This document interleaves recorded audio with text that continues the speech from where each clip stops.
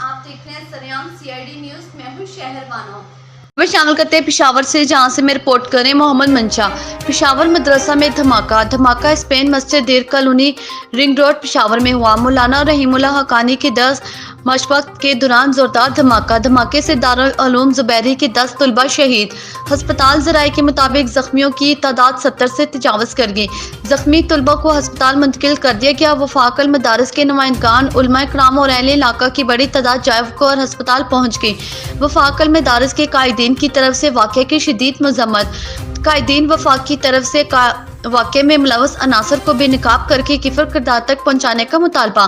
नाज़िम खैबर पख्तूनख्वा मौलाना हुसैन अहमद को कायदीन वफाक की तरफ से पेशावर हादसे के हवाले से फोकल पर्सन नामजद कर दिया गया। हादसे के हवाले से सही सूरत हाल और मज़ीद तफसीलात मालूम करने के लिए आगे का लाए अमल का ऐलान किया जाएगा।